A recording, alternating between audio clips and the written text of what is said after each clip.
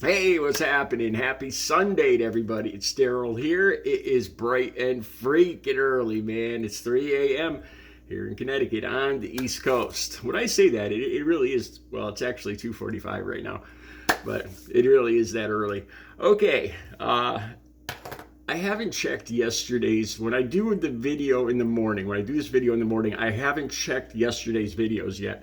I haven't checked my views, I haven't checked the comments, the likes, or anything, so I have no idea how well my Taylor Swift video did yesterday. So this is exactly why I don't do that, because I want to talk. This isn't going to be the all Taylor Swift channel all the time, but I have to talk about another song.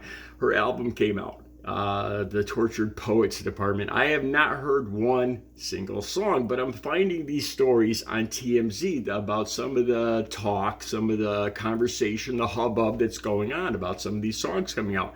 I'm going to have the actual video for the song that I'm talking about today. The song is called I Hate It Here, and the video is going to be right down below. Okay, now I wouldn't have probably usually even talked about this today, but yesterday, just ironically, coincidentally, I watched a movie in the afternoon when I was done with all my painting and everything about, I don't know, it was in the afternoon. And it was a movie made in 1951, and it was called Westward, the Women. And it directly links up to what's going on with Taylor Swift and this song about I Hate It Here. Let me start at the very beginning. Stick with me here. Okay, so on this song, I Hate It Here, Taylor Swift, I'll read you guys a lyric from it. Now, she's catching a lot of flack on Twitter about saying this, about this, the lyrics in this song. And this is what it says in this song. And the link to Twitter and the comments that I'm going to read here, the links are right down below. So you could get in on this. You could see exactly what I'm talking about with the links down below. It takes me a while to gather all of this information, so it's in the description down below. Okay, so in this song, Tay Tay, as they call her on TMZ, I'll call her Taylor. This is how the lyrics go. My friends used to play a game where we would pick a decade we wished we could live in instead of this. I'd say the 1830's, but without all the racists. And getting married for the highest bid. Okay, so that's the lyric. Now she caught I have a lot of flack, and I could see why, because the way she just kind of cavalierly says racist, when actually slavery was at its height in 1830. I believe Andrew Jackson, the president, I think he signed the Indian Removal Act in 1830. I'm part Native American. So this is just kind of ignorant, really, that she wants to go back and live in this time. But I have a much better point for if you're in on this, if you're a Taylor Swift fan. I watched a movie yesterday, and it was called Westward, the Women. Let me describe it to you really quick, because this is direct relation to her wanting to go back to this time. Now, this movie supposedly took place in 1850, so it's in the same area. She says 1830s. This was supposedly in the 1850s.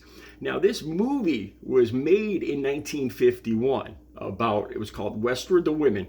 The storyline for this movie is a lot of men moved out to California for the gold rush and all that stuff in the 1840s, 1849, all that. And there's men out there, and there's this town.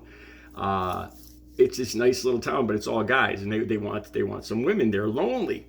So a man played by Robert Taylor, it was Buck. His name was Buck Wyatt in the movie. He goes back east, or back I think to Missouri, and he rounds up 100 women that are looking to get married. Actually, he rounds up 150 because he thinks that 1 in 3 are going to die on the trip. So he rounds up 150 women, and they interviewed the women. I looked on YouTube, and I found the links. You could watch the Warner Brothers actual movie promos right down below. Now, they actually have the part I'm going to talk about in the promo. So I'm watching this movie. Now, he takes these 150 women, and he gets about 15 men, and he tells them, look, there's no interaction between the men and the women. I'm bringing, these are good women, no women of the night, because he screens them. But a couple women actually get through. And at first they they're ladies of the evening, and and they kind of change their look to get in on this, to get in with these good women to go west. And Buck actually falls in love with one of these women of the night.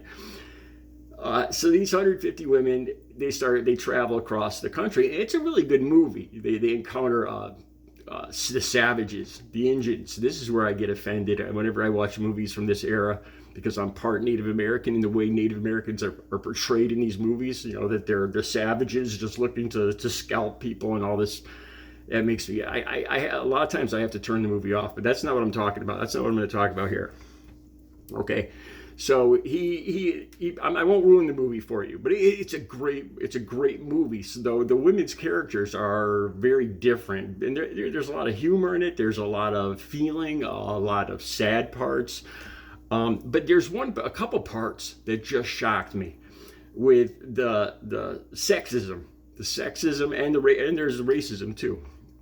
There's this one little, a small Japanese young guy that wants to go out with the men, and at the beginning when Buck Wyatt is hiring these men to go with the women, he makes jokes about this Japanese guy. He can't understand the guy's name. He's making fun of this guy's name's Ito, and all the other white guys are laughing. And then he goes like, "Where's the rest of you?"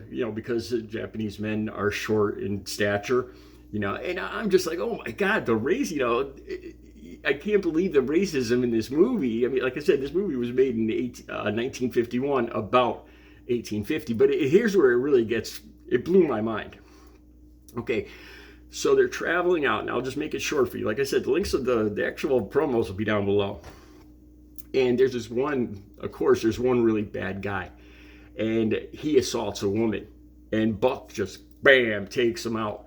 And he says this. He said he assaults Dan, the one woman that was played by Denise Darcel. Her name is Dan, and she was one of the women of the evening that were trying to go out west and start new. And she actually falls in love with the hero of the movie, but she gets assaulted in this movie.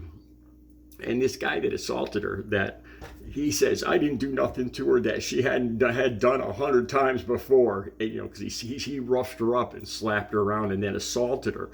And he says, I told her to be quiet, and she wouldn't be quiet, so I slapped her around a little bit. And I'm kind of shocked at this, But here's where it just blew my mind. Okay, the woman that played Dannon, she shoots a gun at one part. She's shooting at a rabbit, and it scares the horses. And Buck Wyatt, they have like a love-hate relationship. And he gets very angry. And he starts yelling at her. And he's got a whip. And Dannon and her female friend, Lori, are walking away. And this is in the clip right down below. And he says, wait a minute. And he takes the whip and he whips her. He whips her across the back. And he's the good guy. He's the hero in this movie. And they're falling in love. And he whips her in the back. Right? And I'm like, what the, this guy's supposed to be, I liked his character up until then. All right, so she gets angry. She starts cursing him out in French. Then she gets on a horse and takes off, just, in the middle of the West, in the middle of a canyon. He chases her. She ends up almost running the horse to death, falls down in a river. He comes up to her, right? And she's screaming at him. And he just, bam, he slaps her. Bam, he slaps. He says, this is for a horse. This is for me, and she's bleeding from the mouth. And she goes like this. This is what blew my mind. She goes, thank you. I'm calm now. And then she thanks him for doing that. And then she says, I love you. I love your face. Thank you so much. I'm calm now. Then she gets on the horse and rides with him, and she's got his head on his back. He just whipped her and slapped her across the face twice. Or 2 or 3 times, and he's screaming at her. And then like 5 minutes later, not even, she's on the horse with her head on his back. I love you. I love your face, and I'm like, oh my God, are you, were women actually like this? It's portraying women that they actually like being struck.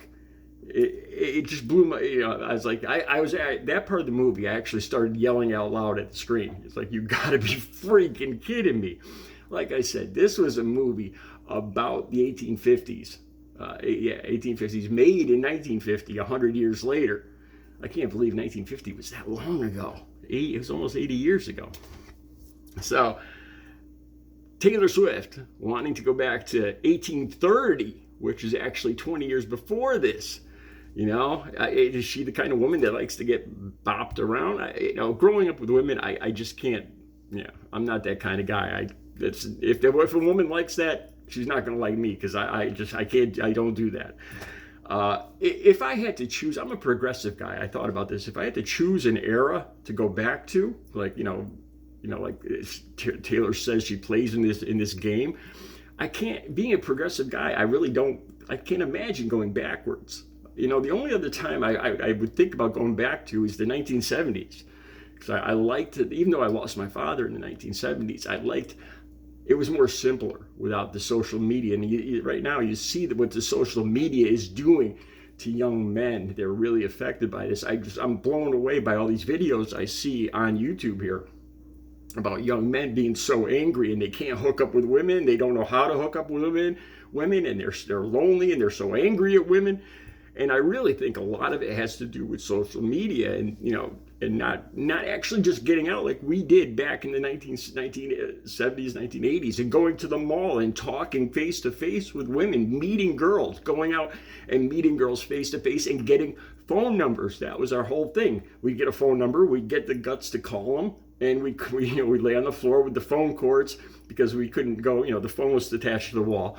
And we'd call up these girls and make a date and go to the movies. And, that's how it used to be in our time. And you could see how the social media and phones and this disconnection is really screwing with young guys' heads these days.